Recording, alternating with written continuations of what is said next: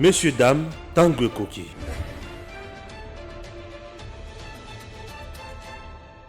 Bote na bino nyonso bana mboka partout bozali na niveau ya ville province ya Kisasa na niveau ya ba province na niveau ya diaspora mobimba vraiment esengo ya kokuta na bino lisusu mukolo ya lelo pona ko solo la masolo ya politique ya mboka na biso ndenge kaka tomesana kobeta lelo na banzi eza mukolo ya liboso ya semaine lundi oyo tokobeta boyeba réellement qu'est-ce qui se passe na mboka na biso.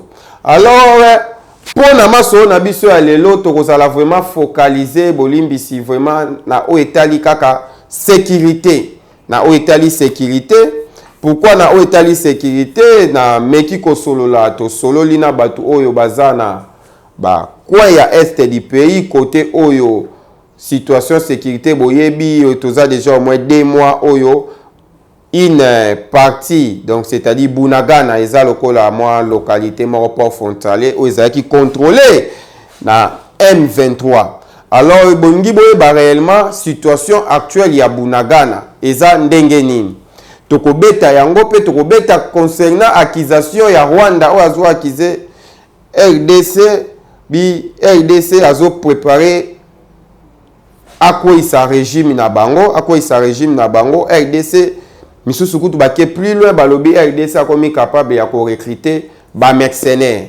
Or eza yango te. Pourquoi balobi eloko wana? Il y a des images, il y a une image wana omonaki na réseaux sociaux, image wana d'ailleurs na kopesa pe bino ba oyo ba ozala nango posa na numéro ya WhatsApp plus 243 82 73 538. Alors pe na senga ki na ba oyo nyonso ba obanda ko soutenir émission fomoni moi ba recherche à la profondeur to la rabino ba vraie information pas ya tâtonnement moni recherche wana ekosunga toko takota partout yo lingyo soutenir émission soutenir moi na mboka Messi de l'IDPS toujours na numéro wana na pesi bino ya WhatsApp toko solola makambu kaka ndenge ezalaka. Vraiment merci lisusu na kopesa confiance na bino pona kolanda émission na bino oyo tolobelaka masolo ya mboka tolobaki toza na mboka mususu te tokoyi kobeta masolo koleka mboka na biso moko lo tozalaka censé ya koyeba nini ezoleka réellement na mboka na biso ndenge na yebisaki bino lelo tokozala vraiment na o etali sécurité ya mboka parce que sécurité za clé sans sécurité toza na eloko moko te tokoyi kosala. Donc libondeli ya mwana mboka tout côté azali ezalaka yoka kuna ke mboka na eza na kimia. Mboka na eza na kimia. Il y a certaines personnes au babi président nga banda na oka situation ya Bunagana wana na lalaka te so ina lamuki il faut na eba réellement Bunagana eza ndenge nini. Bunagana eza ndenge nini. Tokolobela pe lisusu makambo etali ya ba accord militaire o esalami ya biso na ya Russie. Accord militaire wana nde esali mwa kobanga kote ya Rwanda na bandeko na biso ya Uganda. Na ndenge nini? Loto koti sikoyo nde na ebisaki bino. Semaine passée il y a eu rencontre esalamaki na entre deux ministres ya affaires étrangères ya Rwanda na Uganda. Vincent Biruta na homologue na ya Boubacar. Bakutanaki des ministres des affaires étrangères selon presse nde information elobama ya likolo balobi bakutani po ba renforcer relation na bango. Ba renforcer ba relation na bango bilatéral entre Rwanda na Uganda. Mais na banzi na ebisaka bino déjà dernièrement oyo bomonaka ministre bomonaka général Mbala chef d'état-major na biso na avec une délégation oyo bakendaki na Uganda. Mais avant bakende bomona epeza une délégation moko boye kambamaki na Jizaro oaza actuel ministre ya ITPR yepe akendaki na Uganda. Le problème c'est quoi?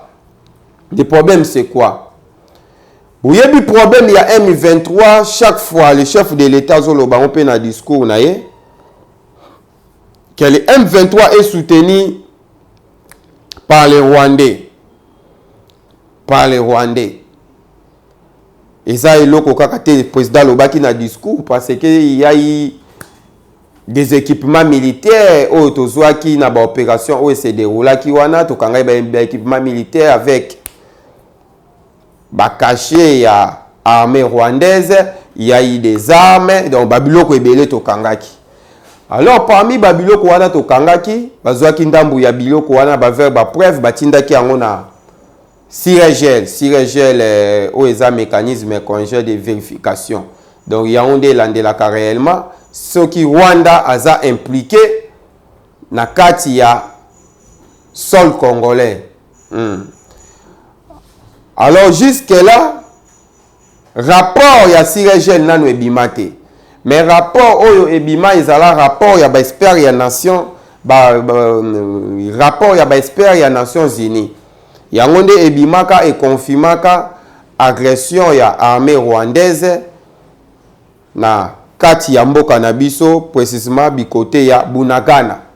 D'ailleurs epesaki moi ba détail elobi Rwanda a opéré na territoire congolais de 2021 juillet 2021 na août 2022 na août 2022 ils ont équipé par rapport il y a ba preuve oyo bomonaki bino moko ba ONG international ba Human Rights Watch oyo bazwaki balobaki que M23 azo commettre violation ya droit de l'homme. Donc azo boma population, azo maltraiter bango, azo sala n'importe quoi. Des rapports wana boyebi Human Rights Watch eza ONG moko ya ba américain. Après que ça la rapport wana ekendaka ti na commission américaine na Sénat devant président oyo okipaka commission concernant la diplomatie étrangère. Monsieur Mendes, le nom encore.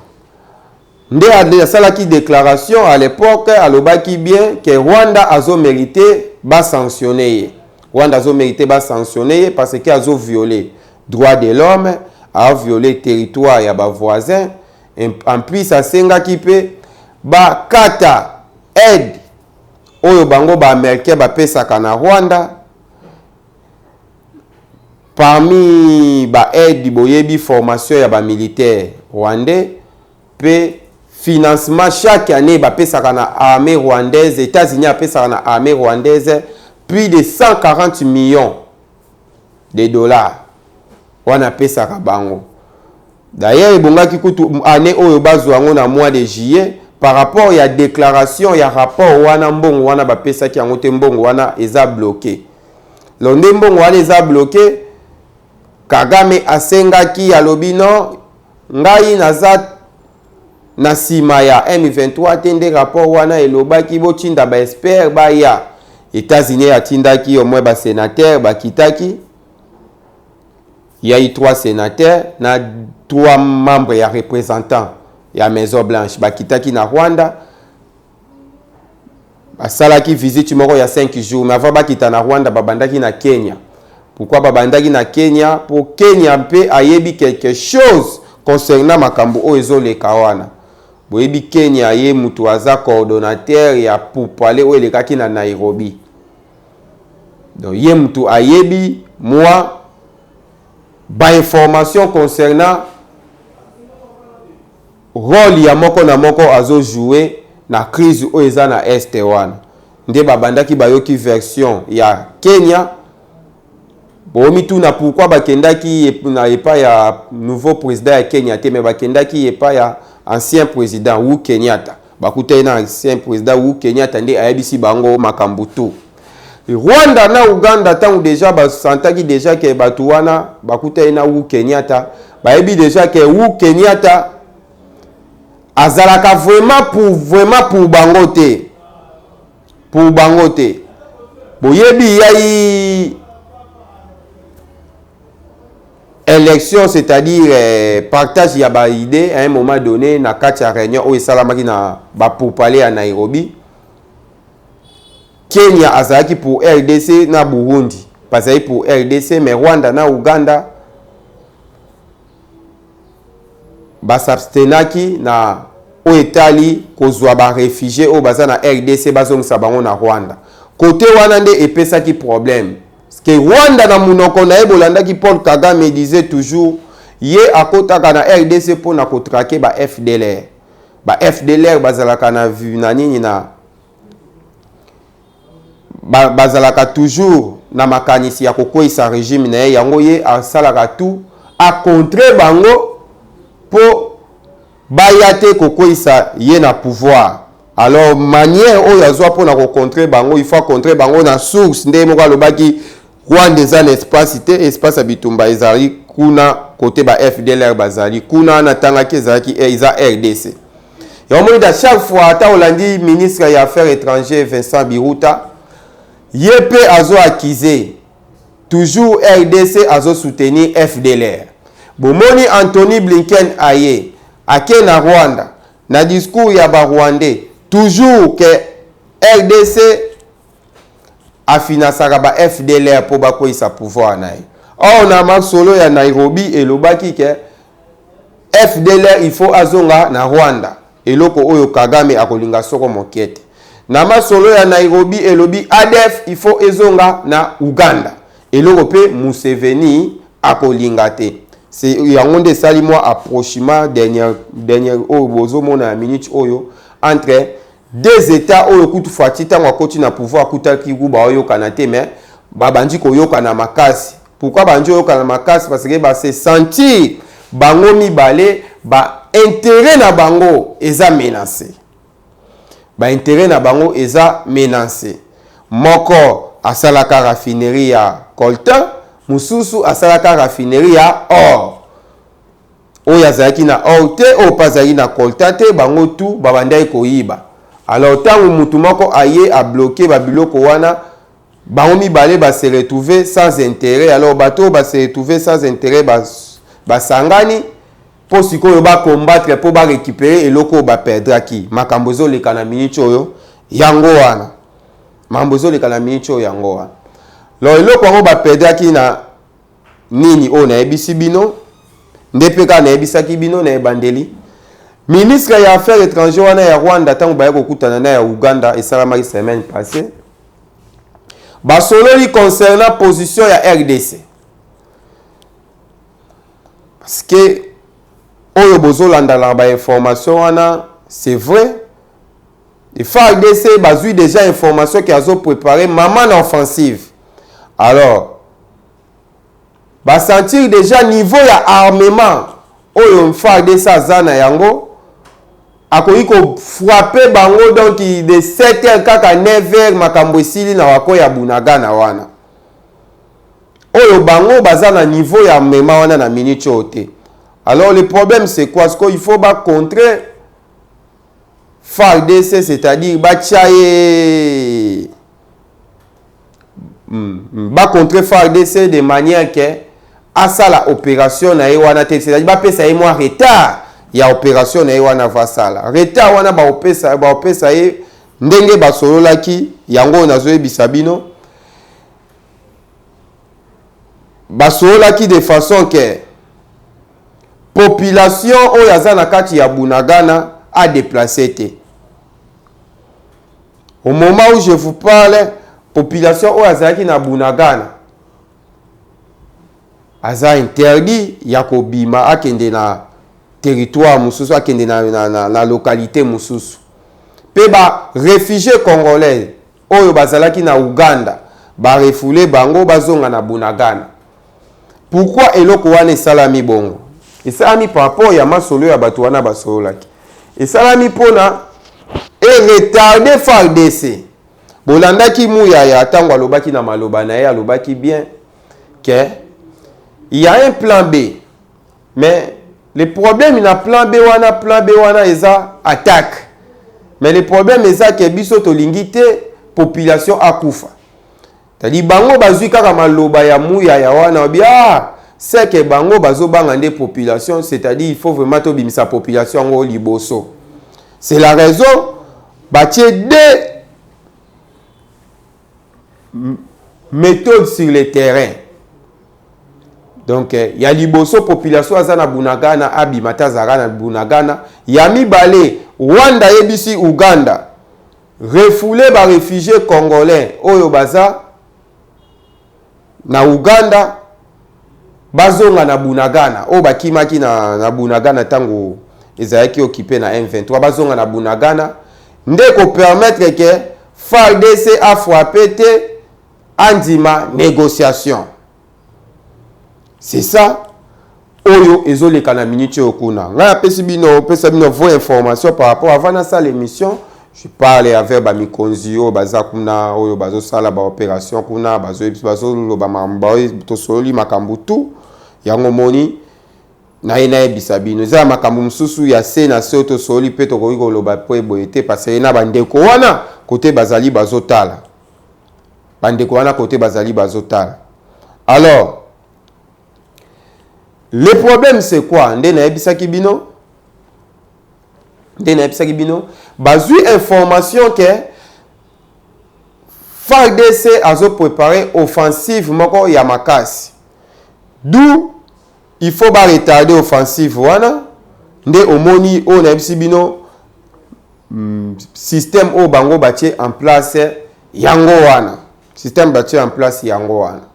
Alors côté tali diplomatie, parce que ndena lobaki na ba genre ba conflit bongo ba privilège ka diplomatie pour na diplomatie batu ba kokufa te na diplomatie il y a plus de dégâts matériels banda ko koya te nini donc ba soda pe ba ko kanga bisaka na bango bazonga na kimia contrairement na batu msusu o bazolo ba non il faut kaka to banda mbala moko guerre diplomatie ko simba te 5 mbala moko guerre 5 mbala moko guerre.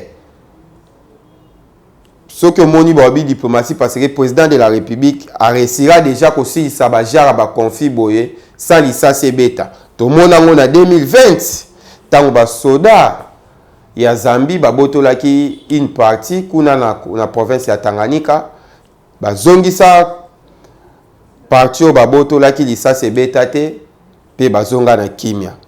Alors le problème c'est quoi na minute on na bisaki bino na ba titre Rwanda a accusé RDC, RDC a recruté des mercenaires russes.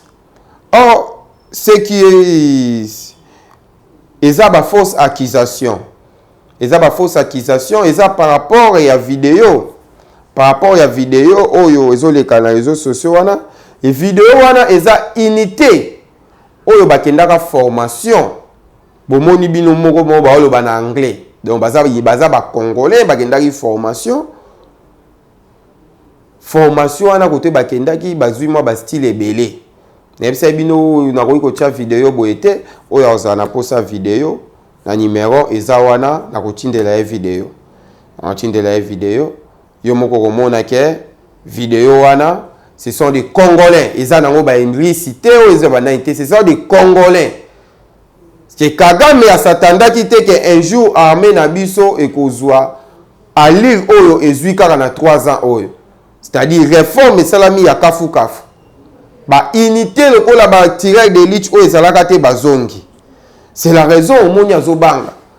Ayebi déjà que batu wana so bazongi si armée na bango 100% ya bana mboka. Et kozala pasi to tenir na bango même 30 minutes. Parce que ceux qui to kokaka kolonga armée wana parce que na kati na bango to zaka na batu na biso. Il faut batu na biso baza écarté comme bango na bango. Donc bakozala na facilité ya kobeta biso. C'est la raison pour laquelle omoni bazolinga toujours kotinda ko pousser RDC à dialoguer na bango. Que bayebi que parmi ba article ya ba accord na bango wana eza na place oyo lobby intégration na armée na ba service ya renseignement na la police ti na ba entreprise publique ya l'état yango moni bazolinga toujours accord wana ezala respecter accord wana ezala respecter mais tolobaki affaire ya sécurité ya mboka eza affaire ya batu nyonso mais lelo moni la plupart ya batu bazolinga bazwelo ko wana baola tsango mutu moko bala tsango mutu moko le président de la république. Lelo zolanda ba discours ya ba opposant baka bunagana. Mais bazobosa na eke Bunagana là na époque à Kabila ezalaka récupéré na maboko ya M23 plus ou moins 2 ans. Plus ou moins 2 ans. Après FARDC a récupéré yango. Malgré récupération ya FARDC ezalaki suna ba corps o esala ke lelo armée na biso ezala ndenge ezali. Mais président de la République au contraire alingi asilisa une fois pour toutes conflit o ezaka na RDC. Tokenda sous forme diplomatie na sous forme militaire. Alors, le président de la République boyebi na minute oyo 42 na lobaki kuna pe tokolobelango makambu ya 15 personnes oyo déjà bazo kanga bango. 15 personnes oyo déjà bazo kanga bango. Akati wana il y a des politiciens. Tant que Papa Mbosso alobaki ba politiciens bo bimana groupe rebelle. A Papa Mbosso a mesana a menasaki kutu ko citer ba kombo. Mais ba frenaki ko citer ba kombo te, batu wana ba kozala déjà surpris les bomona ba mandat e bandi ko kanga bango. Donc le président akendaki na Belgique na visite privée familiale pe kolongwa wana lelo déjà na minute le président de la République azana Hollande na makambo etali climat. Mais kaka source moko ya information président akoki kokutana na Karim Kam numéro 1 ya CPI pour na repesa liste wana ya 15 personnes. Il y a des politiciens à l'intérieur, ils en ont ba membres ya sécurité bazana kati, généraux bazana kati. Donc liste vraiment eza moulayi, liste vraiment eza moulayi. Boyebi basolaka déjà na Karim Kam tango azalaka na États-Unis d'Amérique. Oyo kana septembre oyo si tout va bien ko kende liso kuna. Liste zaki moulayi, alors le président de la République bakokuta na Karim Kam pona batu oyo baza danger pona mboka, il faut bakanga bango bakende na lombao. Bakende na lombao. Alors, le problème c'est ça qu'on se posait car on est au baki lelo to sola kama solo tali sécurité ya mboka. Sécurité ya mboka. Et ça problème ya bibundeli. Bino moko bomona ki avant l'élection de 2018, il y a eu plusieurs véhicules ya ba militaires itandamaka na boulevard au côté na yo moko olympique au compté. Véhicule marque Kamaz ani za marque ya Baris. Oye ba muzaki censé pour na remema ba soda mais comment pour na remema ba bulletin. Mais arrivé à président de la République Tshisekedi o esala marque za ki sabotage. Il y a eu des véhicules oyo ba bomba ba bomba ki yango nanko misusu porté disparu. Donc Fati donc bayaki de façon que akuta armé par donc akuta armé na zéro. Pognon so wana epesa ye retard na vision na ye. Bino moko bomona ki ya vidéo moko pe sikilaki na réseaux sociaux nazala pe na yango vidéo wana nazala pe na yango omona ba soda na biso ba na este bazolula tala logistique ya baninga ta logistique ya baninga. Logistique wana ezalaka nango me babomango nanko preuve année bino moko bomoni même balance roquette ba marque ya minduki wezaka balance roquette ou elansaka ba roquette. Il y a eu plusieurs véhicules ya balance roquette wana oyo ba bomango nanko na ba pièces mususu balongola ngo nanko kaka po esala te nyonso wana pona etinda armée na biso na échec. Heureusement président Tangwaye a eu doléance il y a ba ingénieur wana atindi bango ba libanda bake ko somba ba pièces pe baye bazongisa ngo isusu en bon état. Tala ba biloko oyo ezalaki na yango mais manque ya volonté. Déjà ba biloko président de la République tangwa kochi sika ba eliemba ngwe pa ba soda papa tala ba biloko yango oyo bibundeleza nango me ba pièces bayiba. Eza politique yo babanda ko sala ya sabotage. Eza ikana armete. Bomona ki yango tina niveau ya babukanga lonzo. Tangu pepe ilungaki na bukanga lonzo alobaki ni. Batu oyo basala makambo o balingi mboka te. Il y a des pièces ya ba monter o balongola. à niveau ya armée, il y a eu des véhicules, il y a des militaires, des roquettes, oyo balongola ba pièces.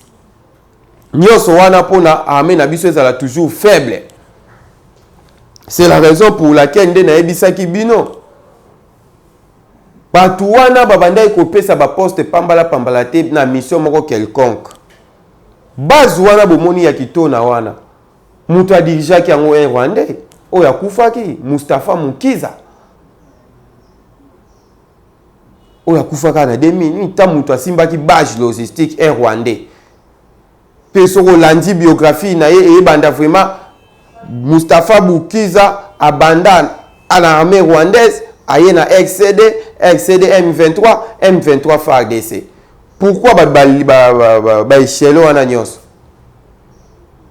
Ezaki ba accord.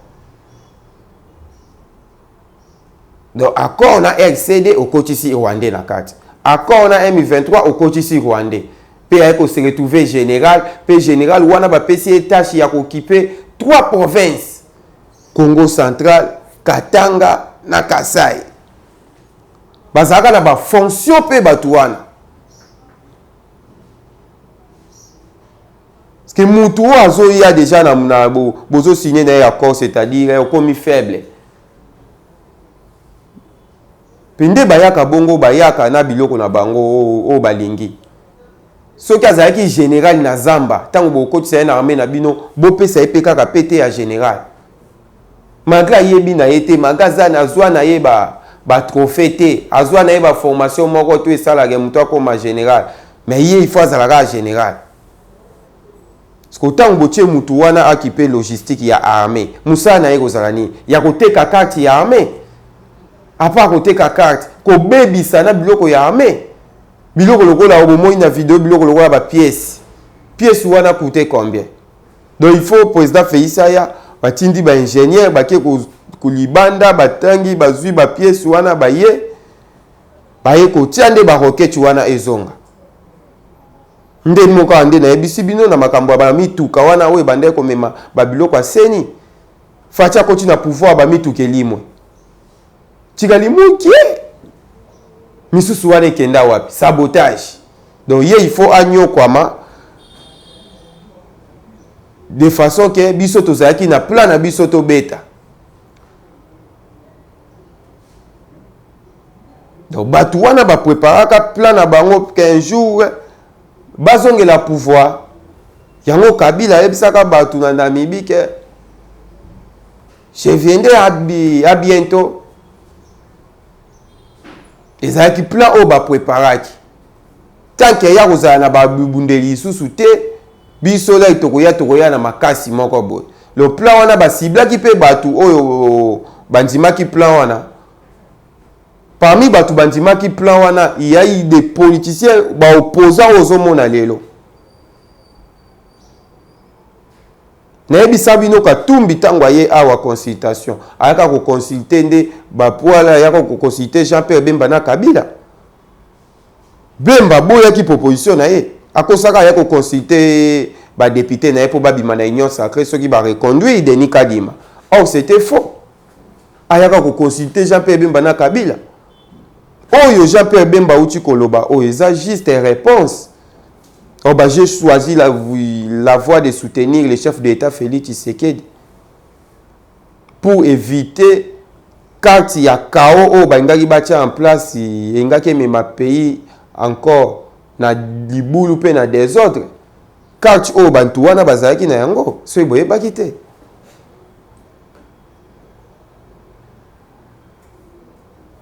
Donc il va proposer qui a pas proposé Jean-Pierre Bemba boy. Parce que ayebi makambo wana côté soukaka. Auti prison, auti CPI. Nini sala ki ako na CPI ayebi makambo wana nyonso. Yo mpe loko bangai bazonga aw. Et loko CPI la soki réussite, soki réussite. Lelo général Basele baye wana. Azolela. Na ebisaki bino akokuta na président de la République te bolandaki bien procureur ya bolandaki bien justice réponse à ça qui est jamais okuta un chef de l'état c'est que ceux qui quand nabino et simbaka onga ko zesu moyo okuta na yete accord est raté ba kangi ondo ko mosengo okuta na ye ba déclaration sali ya somme parmi ba déclaration ça bato déjà ba ciblé on a biso ibino wana ke o bato belé ba okende CPI. Il y a certaines personnes qui ont déjà la liste et aucun de prison. Mais c'est le président de la République qui est moko mutunde abandé cause ça makam. Aucho lobango awa na Tchad. Si moi je suis dictateur mais bato bien sona ba mériter place na bango za na prison. C'est ça na mutu moko te dossier na eza pembe. La plupart ya bato wana ba travailler na régime à Kabila.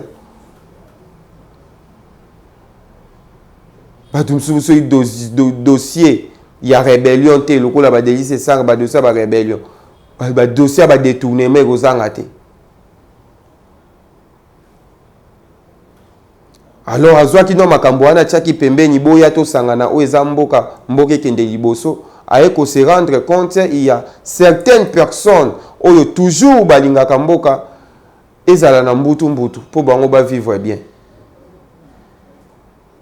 Yango Batouana nde cette fois-ci le chef de l'État sokoli maboko a lâché bango. Na bisaki bino pe déjà o etali makambo remaniement. Bolanda ki ko kende ya président na Hollande ati wavuti ko tika ordonnance yawa déjà. Na o etali ba mandataire. Kozonga zoya boye armée. Pour na armée pe déjà liste salami, la police pe déjà liste salami. Oyo a codigé opération pour na récupérer Bunagana. Aza oyo ba nommé Kalatea. Parce que le président a fait sa opération wana na ban ba 100% ba na mboka. Ba o ba ozana souci ya mboka. Na tu sola na mikonzi na niveau ya kuna. Alobi Bunagana c'est rien. Donc ça moi eloko moi nini moko boye eloko la ville qui chasse les roi Pascal. Alobi so etozuka mot d'ordre. Tokoyi ko kende ko panjango dans 2 heures du temps c'est beaucoup. Toko récupérer Bunagana wana.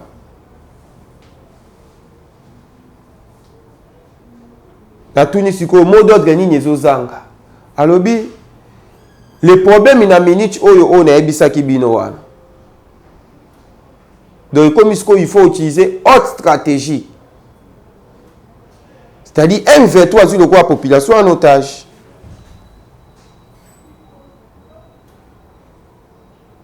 Total la kataba pays nyonso. Batu tant baza en otage il faut boza na stratégie nini ya ko libérer na nu batu wana pe bo bomana ba asaya. Comme ce qu'on soit moins temps. Le problème est ça qui sont qui population azala quitté.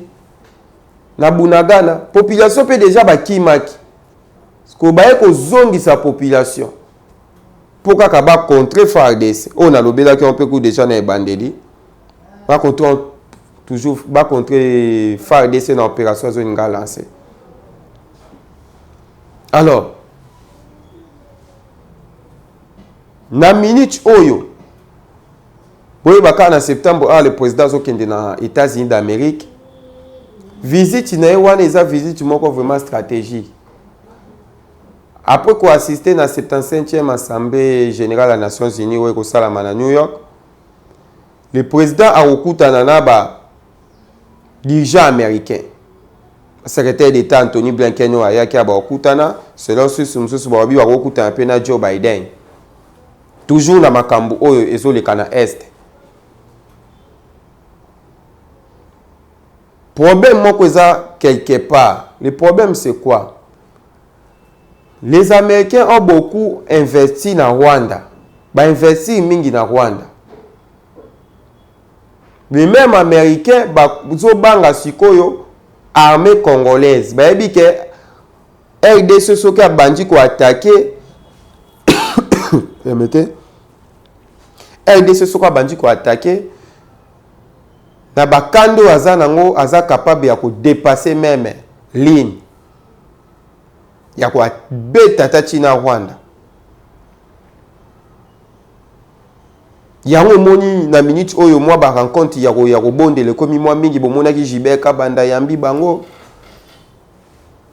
bakomi obo respecter droit de l'homme bo sala boyenini yomo batu msuba otimbela waloba ah comment batu oyo bakutana na Gilbert Kabanda baoloba na Gilbert Kabanda kena ba attaque nyonso il faut bo respecter droit de l'homme, c'est-à-dire bango ba omo bimisa mutu liboso ba bomba manasima bakutana na Gilbert Kabanda pas même une semaine tomoni Uganda na Rwanda bazui population bazalaki na Uganda bakimaki bazongisi bango na Bunagana, c'est-à-dire bango miko yunisa population liboso moi FARDC attaquer ça te bango ba bota manasima.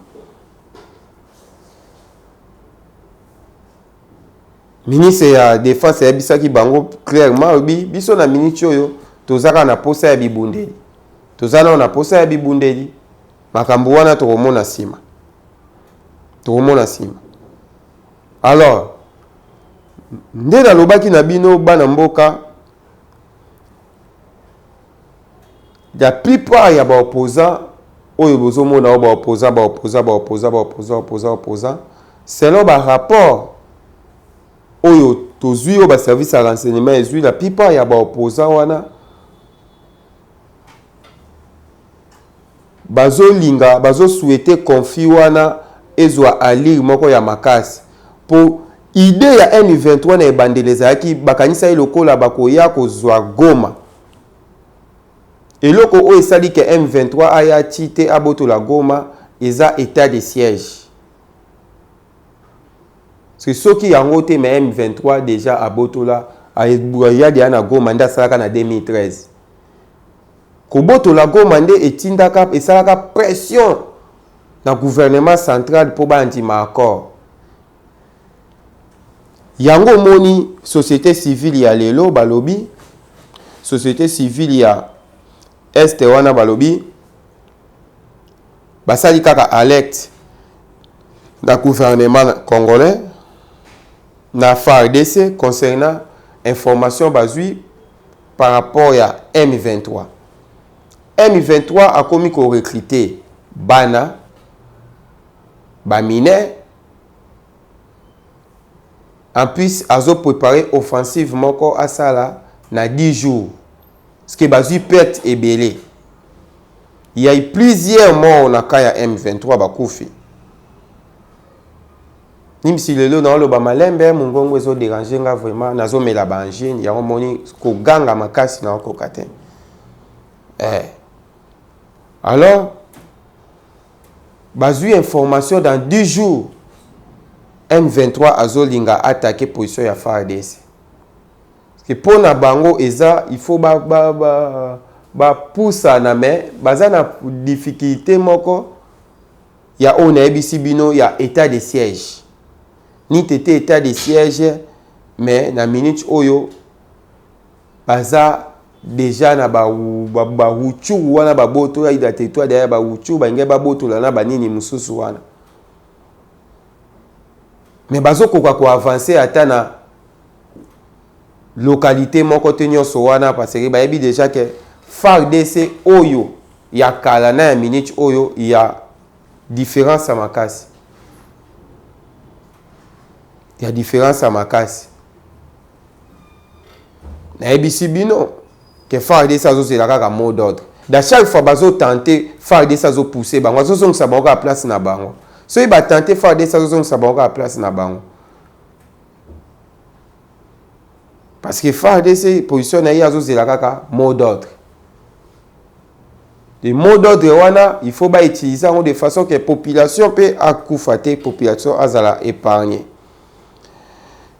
Vraiment yango masolo tozaki nango ya kosola lelo par rapport ya situation ezole kakuna na banzi tomona na lobby pour na tosola masolo mususu. Que Dieu vous bénisse. Affaire patrouille financière avec UGF, affaire contrôle classique avec le ministre d'État en charge des portefeuilles de l'État. Chers compatriotes, ici, tout le bela mibeko, tout la kisa nani azana kati ya kobebisa nani azana kati ya kobongisa et nini esengeli tosala po ete baentreprise na biso ekende liboso. Aujourd'hui, ministre d'État en charge à portefeuille princesse Adèle Kainda Maïna azali vilipendé bazofinga ye moyibi bazofinga ye mwasi oyo ya maboko milayi oyo aye kosala mosala ya malonga te, mais vérité yango oyo esengeli boyebake princesse Adèle Kainda Maïna azali ministre moko intègre, responsable, compétente, ayebi musala na ye, pe azali kosunga mokonzi ya mboka na mboka ekende liboso.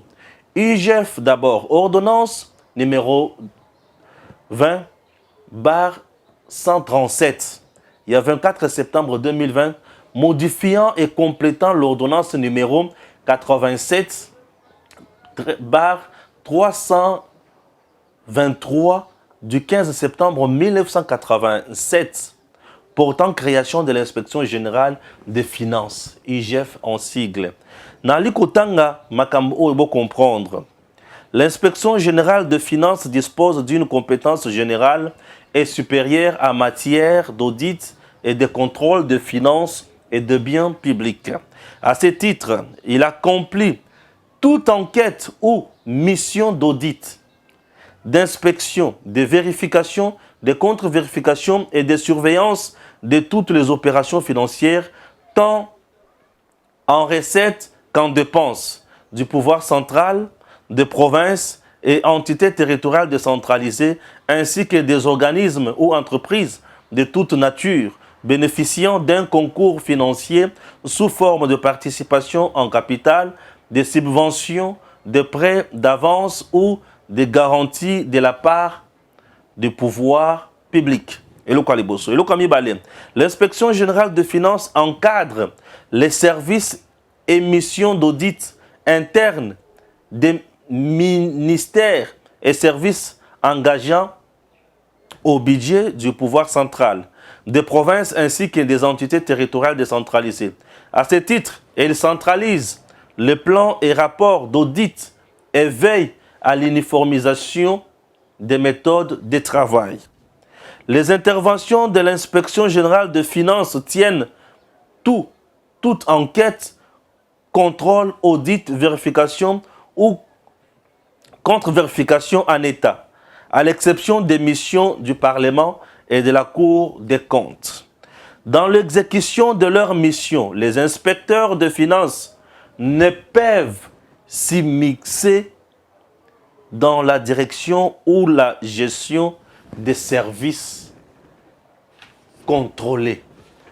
À notre grande surprise, l'IGF aujourd'hui a une kati ya ba entreprise. Document nyonso avant ebima, IGF a contrôlé, c'est tout à fait normal. IGF a comme contrôler ba documents où ils allaient important, na où ils allaient importanté. IGF ne peut pas se mixer dans la gestion et entreprise. Mais dans l'entreprise aujourd'hui, c'est l'IGF qui a le dernier mot. Oui, c'est l'IGF qui a le dernier mot. Or, tu vas comprendre pourquoi. Et les entreprises aujourd'hui, et comme il n'a pas si, moko. Nazoko bakaka, na kotanga, ba document, wana zaki document liboso, ozope sa IGF, ningisanaye. Maintenant, je vais lire la loi. Une loi très importante. D'ici novembre 2013, décret numéro 13/050 portant règlement général sur la comptabilité publique. 15 décembre 2013. Je vais lire l'article 140. Le contrôle administratif exercé par l'inspection générale des finances porte sur les actes de gestion accomplis par les ordonnateurs et les comptables publics. Il peut être sur pièce ou sur place, a priori, concomitant ou a posteriori. L'article 140 dit « Les contrôles administratifs exercés par l'inspection générale des finances portent sur les actes de gestion accomplis par les ordonnateurs et les comptables publics.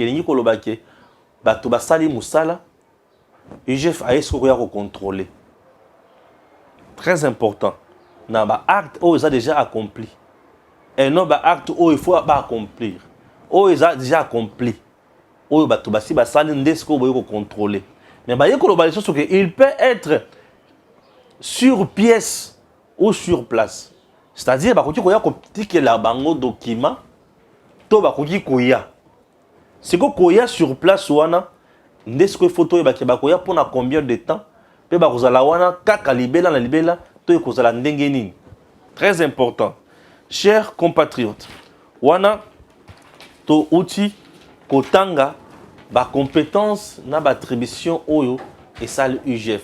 Pourquoi UGF tient à tout prix ko vanda kaka na ba entreprise? UGF balingi ba vanda kaka na ba entreprise pour bazo sala ba contrôle à peu près na 3 niveaux. Ma matali ba salaire ya ba agent, ma matali paiement ya chaque entreprise en termes ya impôt fiscalité na DGRAD to na DGI. Ndenge ba entreprise ali ko futa ba kota les sous makambo sous ba contrôle avant misolo ebima et consort. Mais UGF tout ce qu'elle fait na kati ya ba entreprise na biso lelo ezali nini. UGF a commis ko vendre la mingi kaka na matali paiement ya impôt. C'est-à-dire entreprise à produire a fouti impôt na ye. Et tango entreprise azali ko produire pe a fouti impôt na ye. Ezola kisake UGF esengeli azwa 5% na musala wana. Et c'est en termes de millions. Oyo IGF azana kati ya kozwa. Et misolo wana tango ezozwama et ke na IGF aujourd'hui a commis on dirait banque moko ya kosakana yango te. Misolo wana ke na IGF akozwa na ye akosala oyo so alingi aza libre. Dans le bi akosala oyo so alingi aza libre. Ba okabola ndenge ba prime baza libre, ba okabola ndenge balingi. Raison pour laquelle aujourd'hui Moto Azo travaille dans l'inspection générale des finances, il a beaucoup d'argent. Et cet argent, il a bon autres et pas à l'État. Un autre point, l'IGF ne regarde pas les investissements à l'entreprise. IGF faisant quand un niveau à côté de l'entreprise a foutu pas qu'on aille ok, entreprise a foutu l'argent ok, c'est tout. IGF ne regarde pas rentabilité entreprise pour l'investissement entreprise.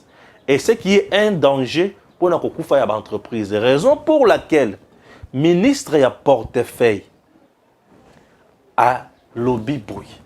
Yepé na pouvoir na ye azana pouvoir ya ko contrôler l'entreprise. Ministre à portefeuille.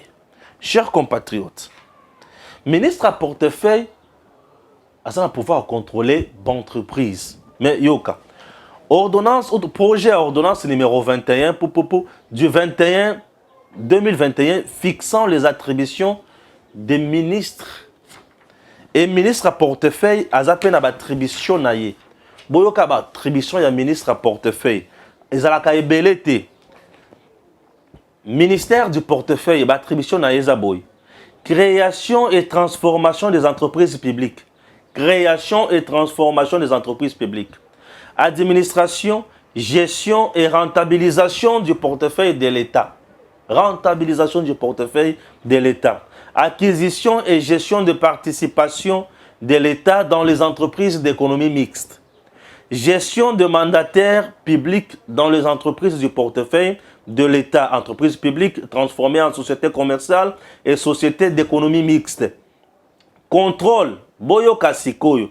Contrôle à travers les audits externes de la gestion des entreprises du portefeuille de l'État, en collaboration avec le ministère ayant le finance dans ses attributions. Est-ce que vous comprenez? L'IGF qui est dans les entreprises a aussi la contrôle. Contrôle à l'IGF dans les entreprises et ce qui kaka na trésorerie, na mbongo. Mbongo wana oyo ekoti bato bafutami eloko liboso bofuta impôt eloko mibale et avant ce que bofuta pe bato oyo bazo za partenariat na bino IGF faut atala ayeba ke est-ce que bato wana pe bazo futa ba impôt to bafuta te wana ezopesa pe lourdeur na musala et contrôle ya ke misolo wana ezobima ndenge nini ezokota ndenge ezobima ndenge nini. L'IGF na niveau wana azotala likambo etali rentabilité entreprise te, azotala likambo etali efficacité entreprise te, po ye azoka na niveau ya trésorerie. Mais l'audit externe, puisque en termes d'audit, ministère salaka eloko tobengi audit externe, l'entreprise elle-même a salaka audit interne. L'audit externe ya ministre ya portefeuille lokola ye azali na charge ya ba entreprise na maboko na ye oyo esengeli ezala ba canard boitete oyo esengeli asala musala amema ba entreprise wana etombwa mapoye banda ko produire misolo ebele oyo l'état za na bosenga na yango, puisque vous devez retenir que le portefeuille ezali ensemble ya ba entreprise oyo l'état a créé pour asala pe misolo. Alors, l'audit externe au ya ministère ezo vanda kaka na makambo etali trésorerie. L'audit externe ya ministère e vanda kana makambo ebele niveau ya baja personnel ezo vanda na administration entreprise et contrôle la finance ya entreprise et contrôle la objectif ya entreprise et contrôle la vision na ba capacité managériale ya bato bali ko contrôler entreprise. Ce qui bali ko zala à la hauteur te à ce moment-là à ko sanctionner bango na lolengi ya kolongola bango. Ce qui bazali à la hauteur ya ko sala musala na bango ba ko kiko promouvoir bango ba keli bosso. Le ministère ya portefeuille avait initié depuis le mois d'avril et le kotobengi audit externe. Et cet audit externe et salemite kino lelo po na nini pour présence ya IGF na entreprise ezali kozala supérieur soko IGF azali na entreprise moyen ministère ya kosala audit externe ezate. Alors ministre portefeuille a commis mukanda et pas ya président de la République oyo muto asignaka ordonnance, puisque si vous regardez bien l'ordonnance au EPC IGF ma compétence na au EPC ministre ma compétence on dirait les autres n'ont s'opposer, mais c'est question kaka ya mettre en place autobégi loi organique pour na ko départager bango malamu. Et loi organique souvent est où takana gouvernement mingi mingi na ba conseil des ministres, raison pour laquelle aujourd'hui ministre à portefeuille a commis mukanda et pas il y a président de la République. Et mukanda wana e kozala débattu na conseil des ministres. Alingeti avandi ministre à portefeuille avandi ba pesi bangonyo so makanisi. Pourquoi et ministre à portefeuille azali na kati ya koluka nini concrètement? Ministre à portefeuille azana kati ya koluka koyiba na ba entreprise te. Azana kati ya koluka ko placer à la tête ya ba entreprise ba tunaye azana kati ya koluka ko détourner misolo te pour akoma soki député national te. Ministre à portefeuille Adel Kainda Maïna a sali 21 ans à niveau de l'Assemblée nationale. Banda Assemblée nationale ya Congo et Banda il y a kaka député national. C'est-à-dire qu'il y a une expérience en même temps na lolenge ya malam. Oh maman oh Assemblée la kamakasi alingi ko yiba misolo ya l'état te. Assemblée la kamakasi po azana posa makambo nyonso etambola lolenge elongo bani. Alors audit externe oyo ya ministère ya portefeuille et kozala mené par le conseil supérieur ya portefeuille. Bango a l'air tout le temps bako sala audit wana bako zo ba résultat oyo ko permettre bango ba bako évaluer capacité ya entreprise. Et tant bako mona capacité ya entreprise bango a l'air tour bako ki koluka makambo itali ba marché. Est-ce que entreprise oyo to tika yango kaka boye to lukela yango ba partenaire mususu entreprise oyo capitaux nango to komisa yango et comme entreprise mixte to ezala kaka entreprise oyo l'état azana monopole ya makambo nyonso. Chers compatriotes, voilà makambo oyo ministère ya portefeuille azana kati ya koluka et audit oyo ya ministère ya portefeuille azana kati ya kosala finalité na yango ezali entreprise de kolungwa canard boité et commis entreprise performante. Et cette entreprise performante est dans la capacité à engager Batu. Et tant que engager Batu belé salaire qui kokuma paye ya malonga et à ce moment-là net koloba le peuple d'abord. Bref, princesse Adel Kainda Maïna n'est pas là pour na koluka koyiba misolo na kati ya entreprise ni moins mettre ombrage dans la patrouille financière. Mais dis-moi, et là, tu as dit que le caractère permanent à IGF et ça a connuire le service à l'État pour ça la paix moussala. Puisque audit interne et entreprise paye, il faut ça là. Audit externe aux autres dans le ministère, il faut payer contrôler et payer IGF à contrôler. Sur ce, on peut toutefois proposer que IGF peut faire 3 mois. Dans 3 mois, il faut contrôler. 45 jours au audit externe, il y a ministère et ça la capé. Et il peut contrôler. Quelques jours après, audit interne peut et contrôler. Comme l'année, et c'est la trimestre. C'est à peu près 4 trimestres. 3. Tel va contrôler le trimestre. Il peut contrôler le trimestre. Il peut contrôler le trimestre. Alingue, si ne veut pas entendre makamolo lenge wanate.